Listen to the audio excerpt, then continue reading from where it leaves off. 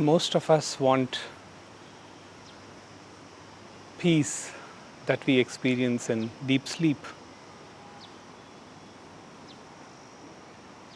to be there in the waking state. And the problem is that we try to use the mind to quiet the mind. So this idea comes up, this brilliant idea by the mind that let me learn to shut down. Let me learn to be quiet for a couple of minutes, and then that quietness will expand. Now, this is a skill that the mind learns. So it learns how to be quiet for a couple of minutes. But you see, there are problems with this because the basic story that is revolving in our personal lives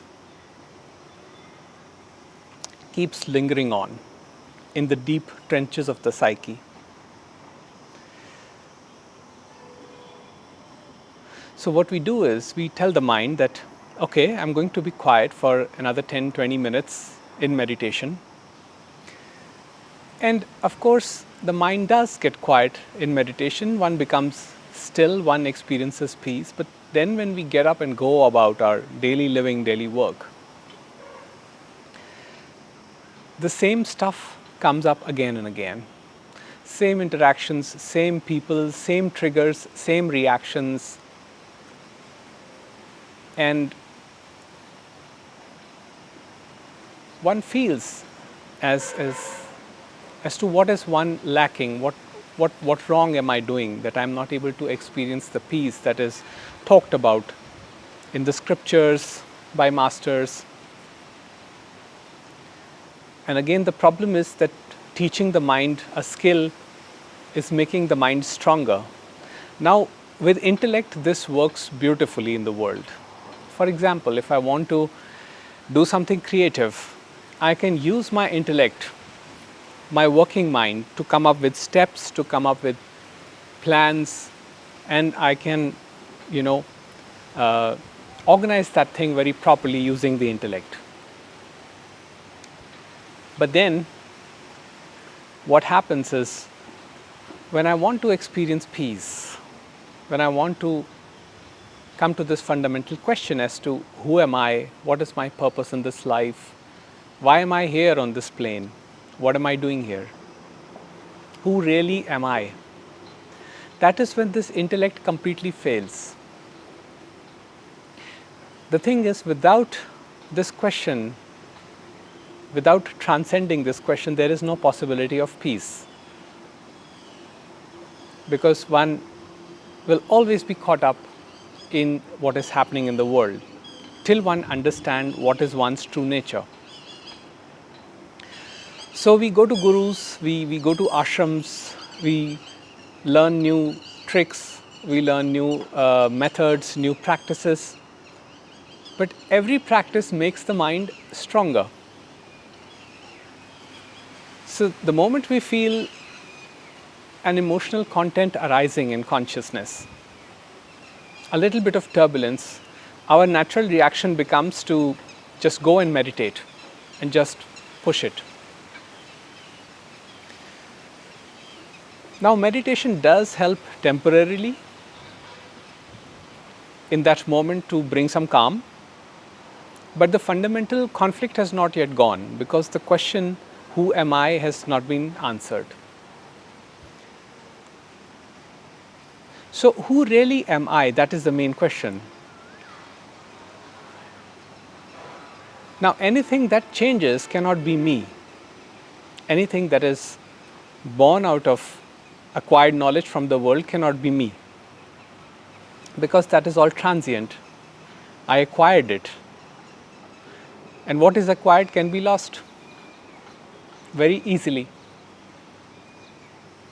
But what is that that cannot be lost, that does not change?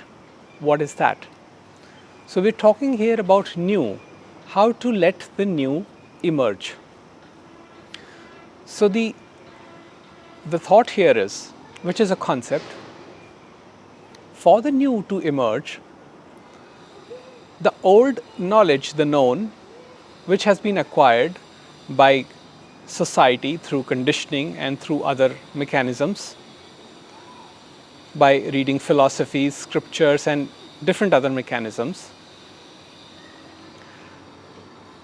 it has to be looked as to what it really is. Is it really true? Is it the unchanging, or is it something that changes continuously? Now, if you look at your own mind, what you will notice is that the knowledge keeps changing, the ideas keep changing. So that means what is from the past is presenting itself here, and it is modifying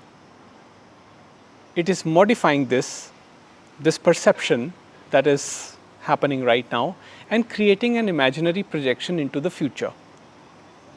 This concept was very beautifully put forward by Jiddu Krishnamurti. Something from the past is skewing the vision of the present and presenting something in future. The thing is that whatever is from the past, this whole movement of time, being projected into an imaginary future, creates anxiousness. It doesn't create peace. So we can establish that the old, the known, cannot bring peace. The possibility of true peace is only in the new. So how can that new be arrived at? That is the main question.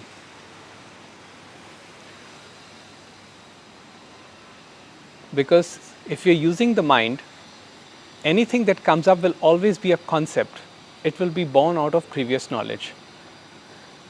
But let's say, if this happens, if magically all your memory is wiped out, your complete identification is wiped out. Who you are, what's your name, what's your occupation, what do you do, what are your likes, dislikes, who are your parents, everything, every piece of information completely wiped out. Who would you be then?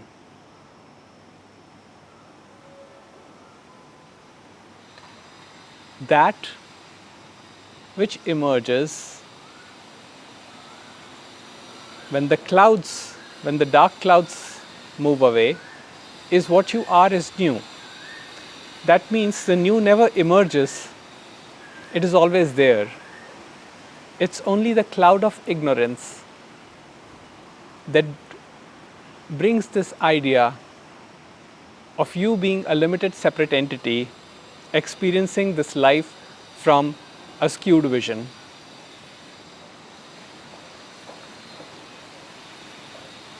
But when the mind is sufficiently quiet, and when this entire relationship of thoughts to the body, to how it relates, when this whole movement of time is understood and it is seen for what it is, then things are completely different. Then one retains the new, even when a movement is happening. And the pull of the new is so strong that the old, the known, cannot sustain. So when the known cannot sustain, the natural outcome is peace. The problem is when we are so identified with the known, with the old, I am this, I am that, these are my patterns, and we so strongly identified with it that we claim that my patterns cannot change because I have been carrying them since childhood, and this is what I am, and this is the way world should accept me. You see, there we create separation, a very strong wall between the perceived me and the perceived other. We say, this is the way I am, I cannot change. But we do not question who is this I that claims it can or cannot change. For some people, change happens, for others, it does not happen. But who is changing? What is changing? And moreover, what is the one that is witnessing this change? How do we know that we are changing?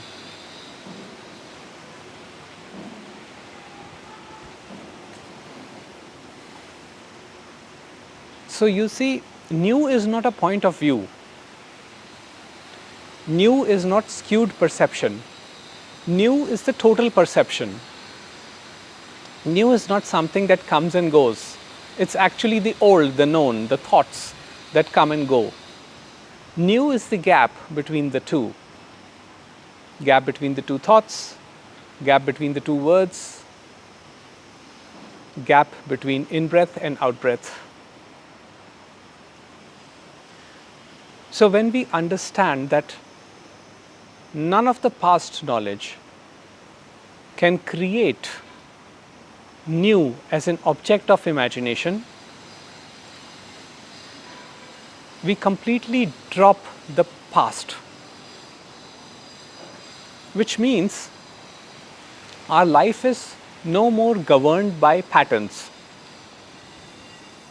Or even if it is strong and it is still being governed by patterns, there is no resistance to it.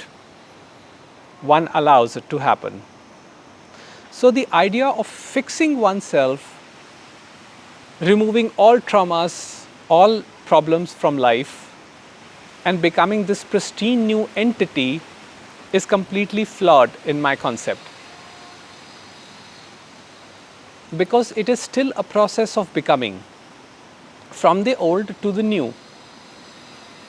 Which the new here is a projection of the old, and it is formed from the contents of the old. I had a trauma from childhood. It made me react this way, that way to other people. It destroyed my relationships. It destroyed my job. It created this problem, that problem. So what am I supposed to do? I'm supposed to work on it, fix it.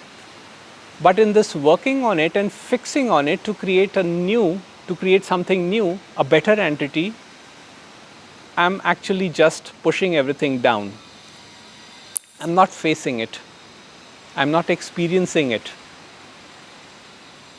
So the possibility of the mind to be quiet and to actually shift, to allow the shift of consciousness to happen to new is not there anymore.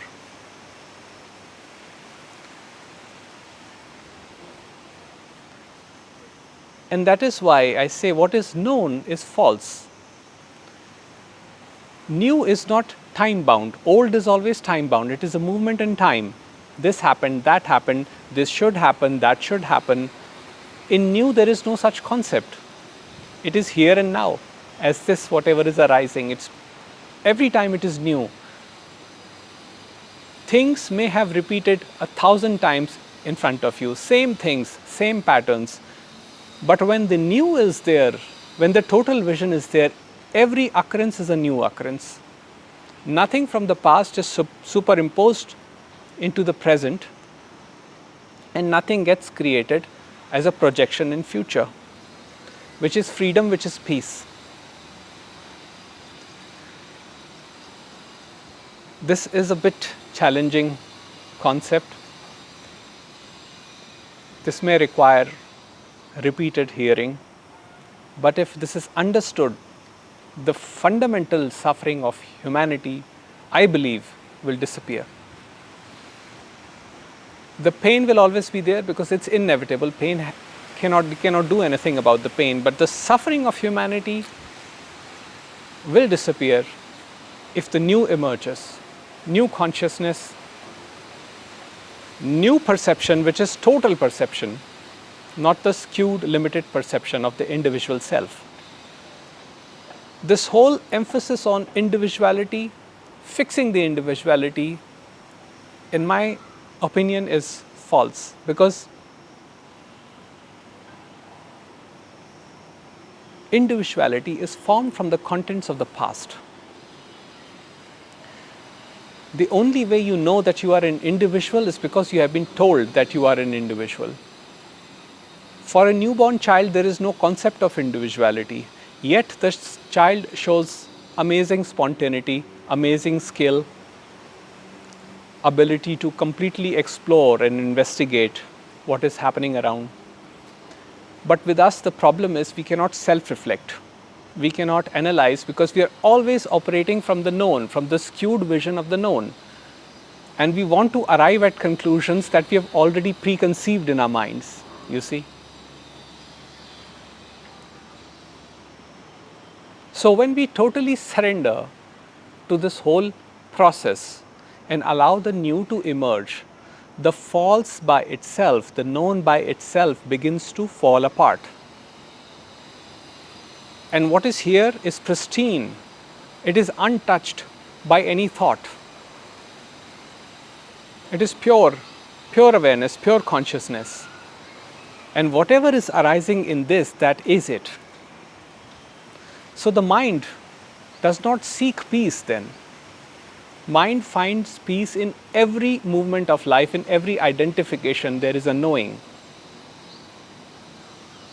And that knowing is pure, untouched.